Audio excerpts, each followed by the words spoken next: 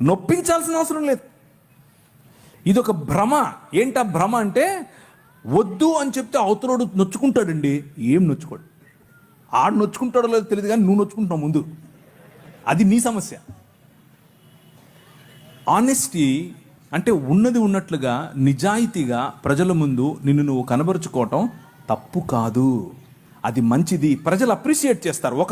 ఒకసారి ఏంటబ్బా ఆయన ఇలా చేస్తున్నాడు అని అనుకోవచ్చేమో, కానీ తరువాత నీ సత్ప్రవర్తన ఏమాత్రము వ్యత్యాసం లేకుండా నువ్వు ఆ వ్యక్తిని క్రైస్తవ భావంతో నువ్వు ఎప్పుడైతే దగ్గరికి తీసుకుంటావో అన్నీ అర్థమవుతాయి ఆయనకి. ఓకే, ఇది ఆయన నిష్ట. ఒక ఆయన వచ్చాడు నా పైన, బాస్. అప్పట్లో నేను ఒక కంపెనీలో పనిచేసేవాడిని. ఆయన బ్రాహ్మణోత్తముడు. అమెరికా వెళ్ళాం మేము ఇద్దరం కలిసి. కాదు ప్రవీణ్ గారు మీరు అని మొదలెట్టాడు. ఇక్కడే రామచంద్రాపురం అనుకుంటాను.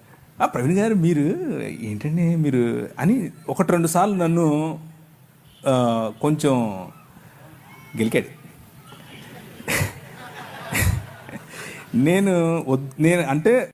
నేను చాలా చాలా స్నేహంగా ఉంటాను ఆయనతో, కానీ ఆయన దానికి విలువ ఇవ్వాల.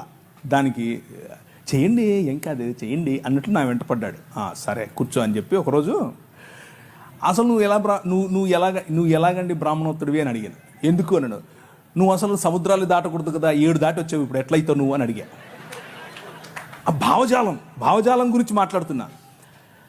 నేంటండి నేను ఇచ్చింది తినడానికి ఇన్ని క్వశ్చన్లు ఎత్తనావు అన్నాడు. అలా కాదండి, మీరు ఇచ్చింది ఊరికే తీసేసుకోవటం కాదు, అసలు ఏంటి దాని వెనక ఉంది అని అడిగితే మీరు నాకు ఇది చెప్పారు, మరి మీరు చెప్తున్నది పాటించట్లేదు కదా అని అడిగాను. లేదండి మరి మేము చాలా స్వచ్ఛమైన ఇది అది అని ఏదో చెప్పాడు.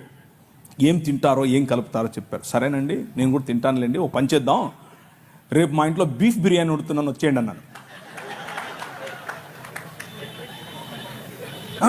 ఏంటండి అలా అంటారు మీరు అన్నాడు. అంటే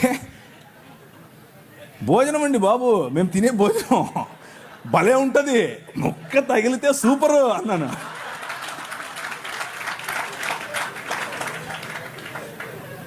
మీరు ఏ విధంగా ఇది తినడానికి జంకుతున్నారో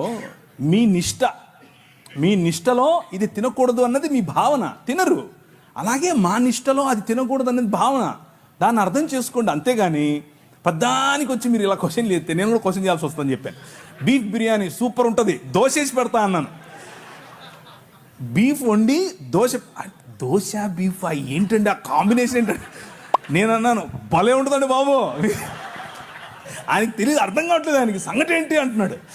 అంటే కడపకు రండి ఒకసారి, బీఫ్ వేసుకుని సంగటి వండుకుని దాంట్లో నెయ్యి పోసి తింటే సబ్బా సూపర్.